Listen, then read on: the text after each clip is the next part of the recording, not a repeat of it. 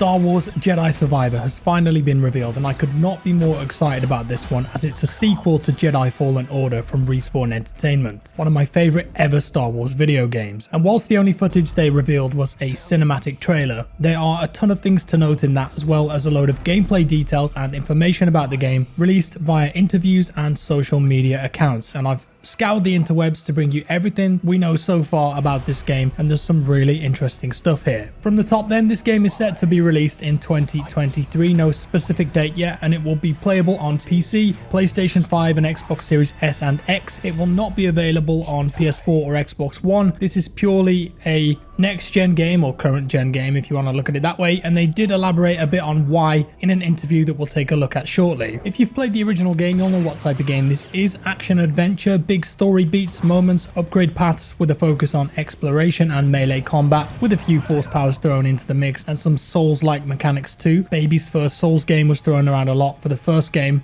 As for the setting, Jedi Survivor picks up 5 years after the events of Jedi Fallen Order, which intriguingly puts it in the same time zone as the new Obi-Wan series and the Solo movie, so potential for crossovers there. Not that I think that there will be many. Cal Kestis, still the main character here, and he must stay one step ahead of the Empire's constant pursuit as he begins to feel the weight of being one of the last remaining Jedi in the galaxy. Accompanied by BD-1, it's a little droid, Cal will meet and ally himself with an array of unique and interesting characters on his journey. Jedi Survivor will expand on the series' dynamic combat in new and innovative ways. To survive, Cal must learn new skills and grow his connection with the Force. In terms of the graphics on this game, the first game looked great, but I do think that this has the potential to look incredible. Stig Asmussen, who is the director on the first game and the new one, said this in an interview with StarWars.com, answering a question about how the new consoles have enabled this game to improve. So I think the biggest thing is ray tracing, or lighting. That allows us to do real-time lighting all the time at a fidelity that's beyond anything that we've ever produced before. Since it's real time, we get to see the changes as we tweak the lights immediately,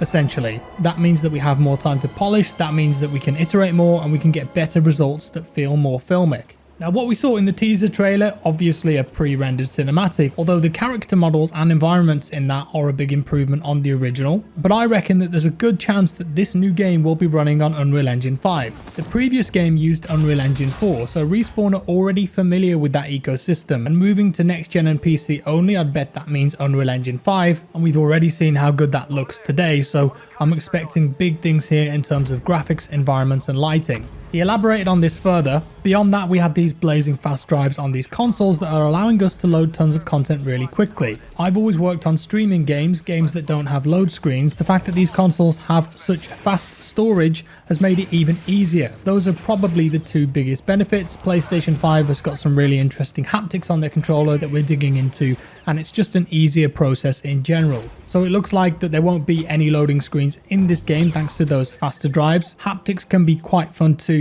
if done well, but ultimately those hard drives can be used to load much bigger areas and open up the scope of the gameplay, which I'm looking forward to. And in terms of gameplay, they said that that will change and innovate too on what they had in the first game, and Stig said the following about reviews and critique of the first title: the points good and bad were fair, and those are things that we used to grow and build on the next game. Also, this game has been in development since before Jedi Fallen Order released in November 2019. He said here, so we started working in earnest even before we finished Jedi Fallen Order with ideas of what the second game could be. There were a lot of things that we left, I guess you would call, on the editing room floor from Jedi Fallen Order that we knew we wanted to put into a sequel. Some of that comes down to like more stances for combat, or where we're going to go with the story, how Cal and the crew are going to evolve and grow, how we're going to approach the worlds and the levels in the game and expand them and make them more vibrant than they've been in the past. So more stances and combat options, I'm into that. I'd love to see actual dual wielding of lightsabers in this one. In the first game you could use a single and double-ended saber, but there was no dual wield, so that would be great to see. Also, I did go back and play the first game recently, and the combat is a bit clunky when you compare it to something newer like Elden Ring, so hopefully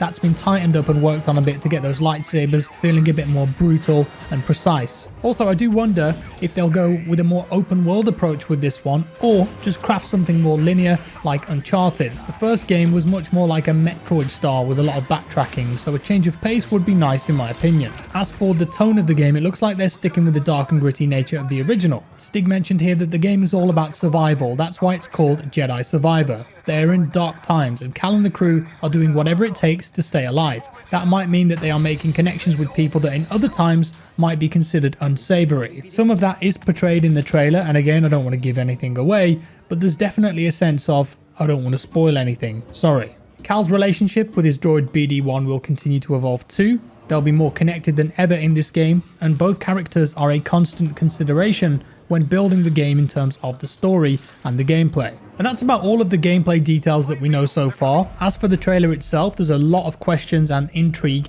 At the forefront, who is the narrator who's acquired Cal's lightsaber? This guy. A lot of people assumed initially that this could be the Grand Inquisitor, but it's not. It's rather a new character who's from the same race, a Pau'an. And there's a couple of reasons that we know this. On the official Star Wars website, the caption for this image here says it's an Imperial Senator making a dangerous deal on Coruscant. Also, this guy doesn't have the yellow-green Sith eyes, and he doesn't have the markings on his head that the Grand Inquisitor has, and is just in general a bigger character in stature overall. It did definitely create a bit of confusion though, as the Grand Inquisitor shows up in Obi-Wan very recently, and of course Star Wars Rebels. Who is in the back to tank? To me it looks a bit like Cal, so it could be a clone of him with longer hair, which I think would fit into some of the themes in the first game with the light side dark side bit, but I feel that that's been done so many times in Star Wars, the clones thing, and I'd prefer it to be a new character. Also, Cal does have a blaster here, and we now know that his lightsaber is taken at some point, so there could be plenty of blaster action in this one, some third-person shooting mechanics maybe, or perhaps it's just part of his hiding from the Empire and attempting to blend in. No idea who this character with the red saber is. Might be an Inquisitor, maybe not. And of course the Mantis is back. That's the ship from the first game. Right at the start we can do a little fly through of it here. Although it looks to have crashed or been derelict for a while, you can see the footsteps walking away there. And we only got a little mention of the previous crew of the Mantis from Stig, but I'm sure that we'll see them again as they were all very well fleshed out characters in the first game. And that's about it for today, folks. I am super excited for this one. I think that Respawn did such a good job with the first game. The story, the gameplay, it was all fun for me. And it was a breath of fresh air to get a solid, fleshed out Star Wars single player game after what feels like so long. Fingers crossed for this one. Do let me know your thoughts down in the comments below. Thank you for watching. If you enjoyed the video, leave a like, subscribe for more, and I'll see you next time. Bye-bye.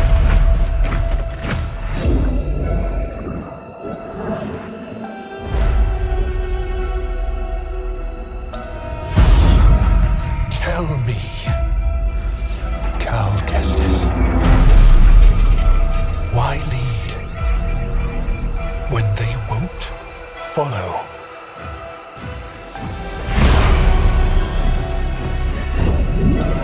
Why fight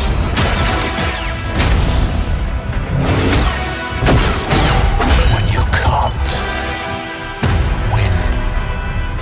What is your next move?